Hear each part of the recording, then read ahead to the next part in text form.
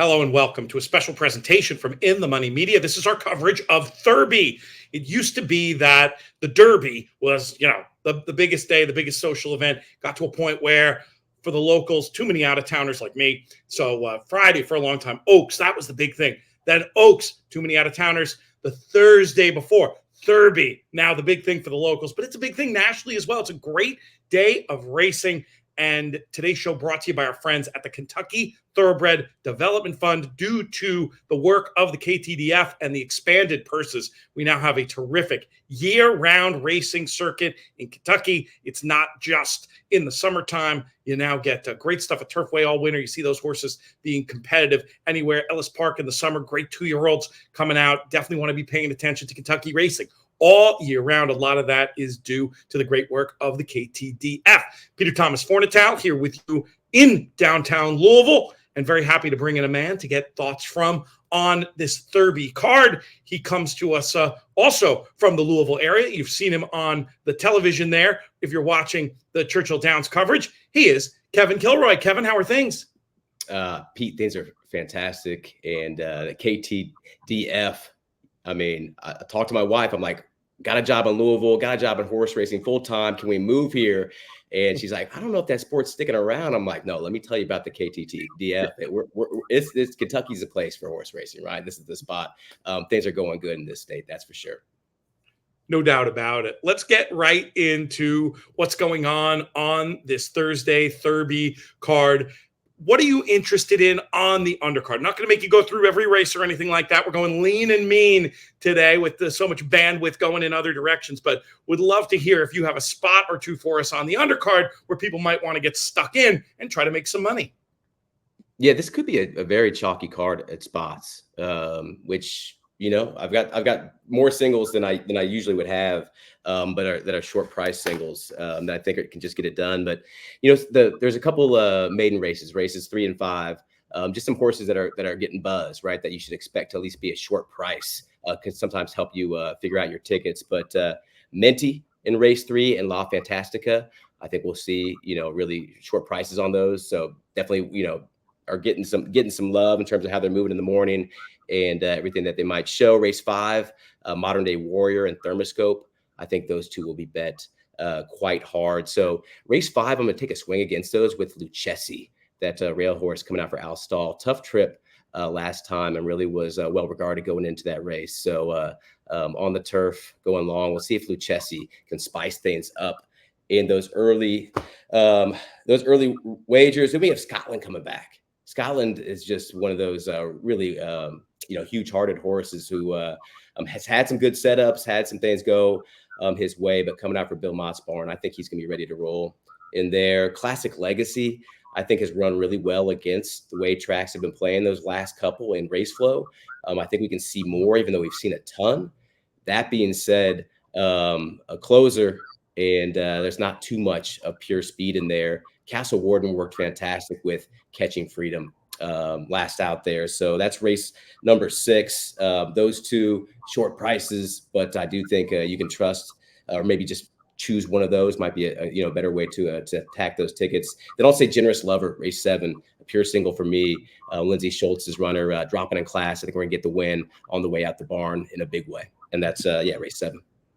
Good stuff. Just, you rolled through that very quick, but obviously people have a chance to pen and paper out. You went back to race number 4. I just want to make sure people have the races. That was the one where you had the nice little push on Scotland, and then some other thoughts to hopefully build some bankroll and get people rocking and rolling in this early part of the card before we get to the stakes portion of the card, where we'll pause for a little bit and talk a little bit more. That begins with our 9th race. We got this first, as far as I know, first USA 2-year-old stakes race of the season. They stretch out to 5 furlongs in the Kentucky Juvenile with a field of 9. Very curious to see if you've clapped eyes on any of these and or what kind of buzz you're hearing with all the time you spend out there in the mornings as far as this Kentucky Juvenile Stakes goes. Yeah, I heard buzz about a couple of these, but more so just watching a lot of the races at Keeneland, right? A track that on days definitely, with my estimation, was favoring speed, and some of these horses took advantage of it. So interesting scenario where you've got a lot of horses who've had success on the front, and how is it going to sort of shake forward? But Number 7, Shoot It True. Really, really good work recently. This is a Wesley Ward filly facing some males in here. It's a mixed bag in terms of gender in this race, but one on the lead, and you might just sort of think, oh, that was sort of just how that horse needs to go. But really strong move. Jock never flinched. Taken down a forward horse, fellow 2-year-old. Nothing too impressive that we know of yet. In terms of the company that day, but it was just very professional. She's big. She's gonna have no problem rolling against these. What price is she gonna be? Probably 7. You might be looking odds on. Yeah. But for those that wonder, for one thing, obviously we know fillies can beat the boys at any time, especially with the traditional weight allowance. But I think it's even easier when they're young 2-year-olds. And I've had horsemen explain it to me that fillies, typically lighter framed, easier to get fit, they can sometimes have an advantage. So don't think anything ill of that. You'd be confident standing alone with Shoot It True there, or do you have any others you want to nominate? No, I don't want to just purely single in there, because I do think that things could get a little bit crazy. And I agree with you. Sprint distances specifically too with fillies, I think they're pretty easy to compare. Number 2, Aiken Musire. Got a nice late kick against the way the track was playing there on debut. Finished 3rd. Rosario's going to get up. We are now in Dutro's barn. I think that one could be pretty live and could work out a great trip. Also looking around at Jet Sweep Joe. I thought that was a really good run, dueling throughout. I like to see that fight right already, and I think the track was playing fair, even though we did it on the lead, but really just fought a foe all the way down to the final stages. And then Mensa, definitely will be another short price one. I've heard back and forth about this one in terms of just, how we might run here. But I thought that was a good run on debut. We'll see if she can do it at Churchill. Let's move to this listed stake that we have that goes as race number 10. We've talked about Churchill Downs a lot. There's a lot of people out there who love Churchill Downs. I'm not sure that any person loves Churchill Downs as much as this horse Bango does. Expected to be a heavy favorite in this spot. Are you with or against Bango? 100% with. Single, just absolutely. Bango is coming into his race just like they want him to, doing fantastic. There's always worries about it as a horse gets older, they might sort of lose their love, for their job and sort of what they do. But Bango's on the muscle. He's doing great. Works have been looking sensational. Been watching those, and I think the only question is who you're going to use underneath in your verticals. Obesos in here too from the Foley barn, right? A hard luck horse. Has had a lot of tough trips. Almost run much better in the Breeders' Cup a couple of years back. I think he's going to set up nicely. I think he's going to have some horses with broken hearts trying to chase Bango once he gets past them there, maybe after the first call. And Obesos will pick up the pieces. Let's do a Foley exacta. I think play that cold and just take that to the bank. Might multiply your value a little bit by using Obesos underneath. I love that concept of you've got a dominant favorite who's going to be the best speed. So maybe the opportunity in the race is just to accept, okay, the favorite's going to win, but the favorite is going to burn off those theoretically second and third fastest horses, setting it up for a closer to come. That idea of looking at a race in terms of designing it in your head and trying to find the right exacta partner for the favorite. I like the way you're looking at the world there. Let's pivot to another listed stake. We're going on to the grass this time. And this one, for the new people around here, you might really appreciate this name if you're not already familiar. Bob Edwards from E5 Racing, naming a horse Carl Spackler. Yes, that's Bill Murray's character in Caddyshack. Makes me laugh every time I hear it. I'm sorry. It's just, it's a great one. Carl Spackler, one of many that look to go with a chance in here. Who do you like in this nice looking listed stake that goes as race number 11 on the Thurby card, my friend? This is where I'm going to take a swing against a couple of these. I think it would be short prices. Carl Spackler, obviously one of them, and then Talk of the Nation too. Be coming out for Pletcher's Barn for the first time out of Shugs. They've been talented. They've been great. I think Carl Spackler has had things his ways. Those runs at Saratoga were either against softish company or the way that turf course was playing. I really had some strong biases on that inner turf course at times, or the race flow, the race before that. So,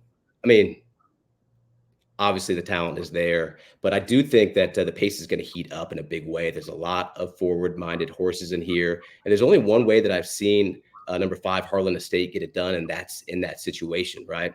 Beckman tells me about this horse in terms of blinkers on, blinkers off. You might be sort of looking at that and sort of what's going on. And he says it's just a horse that maybe just loses focus, loses interest. He wants a challenge. He wants something new. So he keeps on messing with that back and forth with the blinkers to get things going. So I think he's got to have that sort of engagement when he's coming home. When the horses start coming back to him, I think that's going to really turn him on. Harlan Estate, I think, should be a good price in here. I want to lean on that one.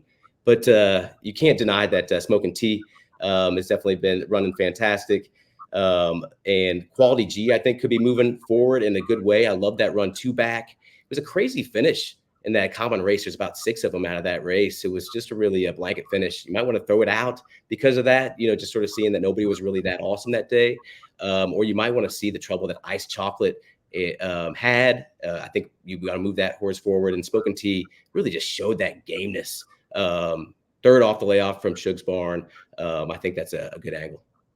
Harlan Estate, that's one I want to pause on for a second there, because Kevin, I'll be honest, I was planning on getting the hotel shuttle back from the day on Thurby. But if Harlan Estate wins at 15-1 on the morning line, and maybe all of that in the pari-mutuels, it's going to be a case of Julio, get the stretch. Good stuff. Good prices there from you. Let's talk very, very quickly, since you've given us some good ideas in these late races. Did you have a selection in the nightcap to pay off all these picks, or is this a case of a spread and hope? Yeah, I think it's a little bit spread and hope. I do like the outside horse. I don't love the post coming from Paul McGee's barn. Pike Place has proven versatile in terms of dirt and turf. Ran well, had some excuses at Fairgrounds, specifically in February in that race. A little bit of a tough start. I think Pike Place, could definitely offer some value in there, but you can't deny that, underachieving, but definitely has shown some talent. Sant Antimo, Long Crow, they kind of beat up on each other a little bit, so it's hard to really love either of those. American Hero, I think you want to be alive to. George Leonard did great over the winter at Fairgrounds. His horses ran better than the results often were. And that one's obviously dirtied up after dropping the rider last time. One other one that I definitely want to be alive to is Harleasy. I like that move I saw Harleasy make recently. It seems like we might be a little bit more forward than we saw over the last 2 races. So I think they'll sleep on that one with the connections. I always like that angle, and I like the horse, and you just know that the connections aren't bet very hard.